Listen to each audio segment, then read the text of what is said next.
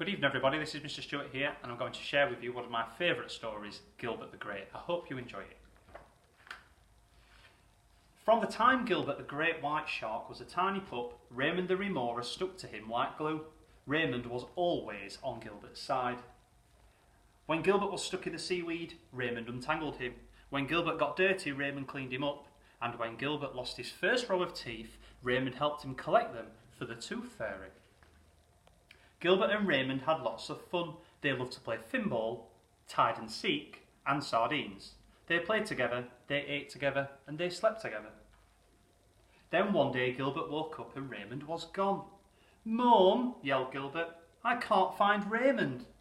Mrs. Munch checked her son over carefully. Then she put her fins around Gilbert and hugged him tightly.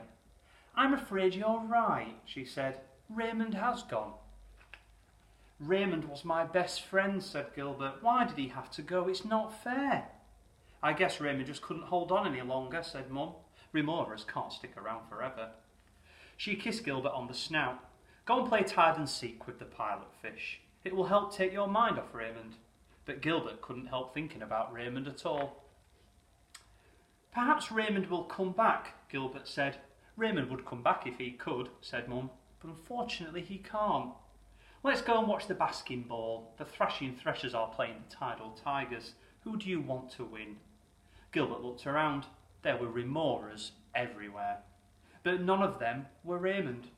"I don't care," he said, and he swam off before either side scored a basket. After the game, Mum took Gilbert to the coral reef to see the clownfish. "It's my fault Raymond's gone," Gilbert snapped as they passed an eel. "Last week I called him a sucker." Mrs. Munch smiled. "Everyone falls out sometime," she said. "Raymond knew you loved him, and he loved you too." The next day at school, everyone was very kind to Gilbert. He was allowed to play on the seesaw for as long as he wanted. "Cheer up," said Mallet. "There are plenty more fish in the sea." "There isn't another Raymond," said Gilbert, as he swished his tail and swam into the seaweed. Gilbert was still skulking in the seaweed when Mum came to collect him from school. "It's not the same without Raymond, Mum," Gilbert said. "I know," said Mum, "but Raymond wouldn't want you to be unhappy, would he?" "No," said Gilbert through a wobbly smile. "I was lucky that Raymond was my best friend," Gilbert gulped. "But I wish he was here now. I miss him so much." "Sometimes it helps to cry," said Mum. Gilbert cried and cried and cried, and his salty tears mingled with the deep, dark ocean. Mum took Gilbert gently by the fin and towed him into shallow water. Rocked by the gentle waves, they gazed out at the vast sandy seashore and the endless blue sky. "I hope Raymond's happy, wherever he is," said Gilbert. "I'm sure he is," said Mum. "I'm hungry," said Gilbert. "We'll go to the wreck," said Mum. Gilbert's eyes lit up. They didn't usually go to the wreck. Mum didn't like him eating junk food. Scrunch, munch and crunch. As Gilbert was tucking into a pile of tin cans and bits of old boat, he spotted a small remora lurking in the shadows. Gilbert stopped crunching and swam towards her. Rita was crying as if her heart would break.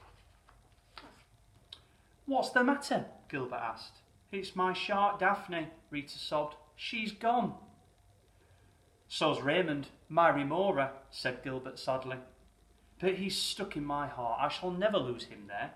"Daphne's in my heart too," Rita smiled a wobbly smile. Gilbert took Rita's fin, and together they swam out of the shadows.